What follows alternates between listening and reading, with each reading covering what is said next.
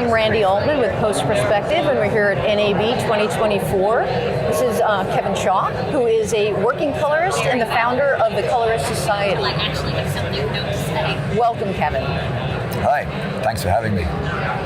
So let's jump in with how old is the Colorist Society, and why was it important for you to start it up? Sure. It was founded 8 years ago at NAB, 8 years ago, and it is something that we've been talking about for a decade or more.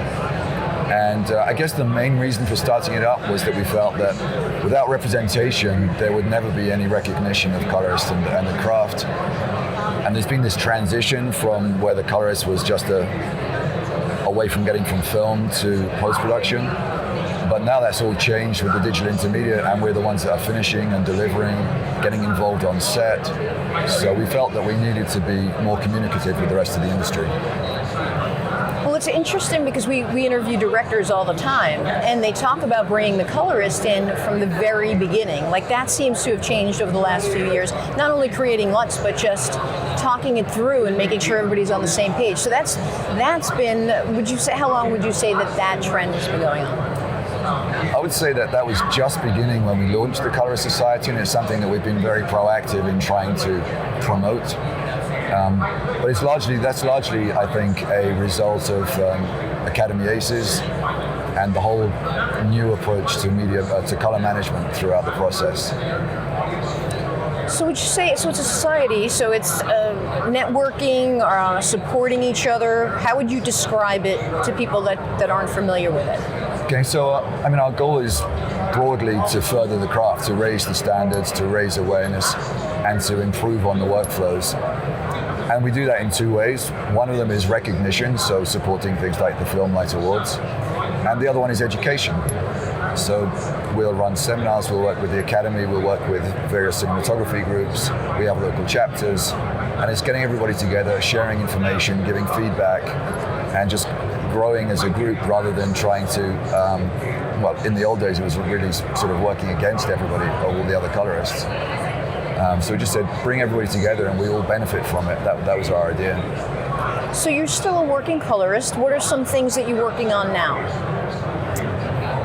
Can you talk about it? Talk about oh my God! We're working on. Can you we say do a lot whether of Netflix and we do a lot of Amazon stuff. Okay, so episodic stuff.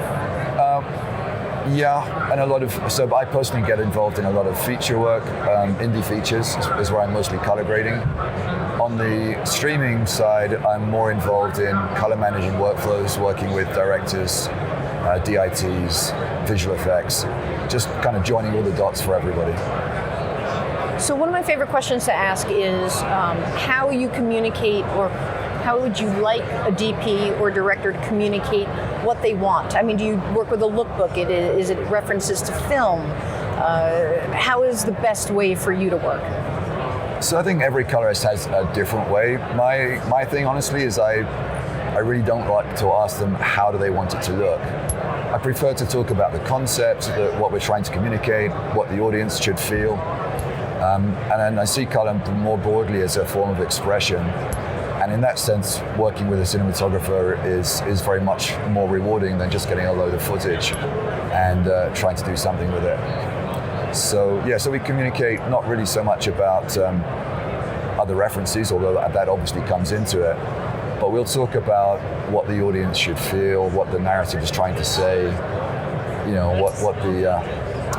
where it's all going from a conceptual point of view. That's really my starting point. And in terms of on-set LUTs, how has that helped the entire process? I mean, it's huge because, like I say, in the old days when I started out, we would just get the footage right at the end after editing, after everything else had taken on. What we do now is we'll sit with the cinematographer, usually after a hair and makeup test, so we've got some material to work with, and then plan right from the beginning what it should look like. And then what that does is it means that when the execs see it, when the editorials see it, when the director sees it, they're already seeing it in the right direction, and we're all working forwards in the same way. In the past, it was very often a tug of war. It's like, oh, the director's changed his mind, we're going to go this way. And then the DP will get upset because that's not how he lit it. He could have lit it that way, but that's not what they asked for. and it all gets compromised.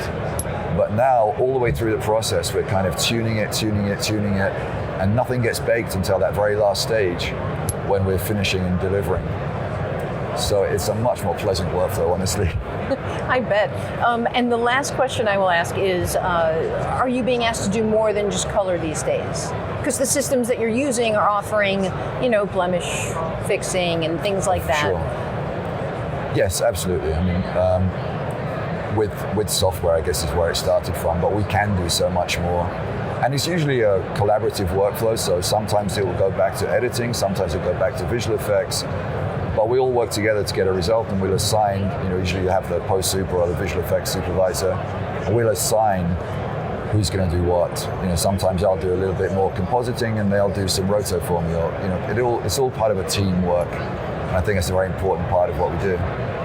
Okay, and I lied, it wasn't the last question, and I'm putting you on the spot. If you had to pick a film from recent times or in the past that you really just appreciated the color on, what would you pick? Actually, I've got to be honest, and it's not as random as it may sound, but Barbie was very interesting from a color point of view because it had the obvious color for a Barbie movie. It was like you could just look at it and you knew that was Barbie. Yeah. And actually, the way that Ivan did that is very skillful because it's very difficult to get that pink, that saturated pink, without blowing out all the skin tones. And I know he worked very hard on that. And the reason why I liked it is because you could definitely say that movie had a different look to everything else. And I really relish those movies that do something really new. And it's getting harder and harder to do because so many things have been done. So a lot of respect for that one. Very cool. Kevin, thank you so much for stopping by. I really appreciate it. Thank you. Appreciate it too.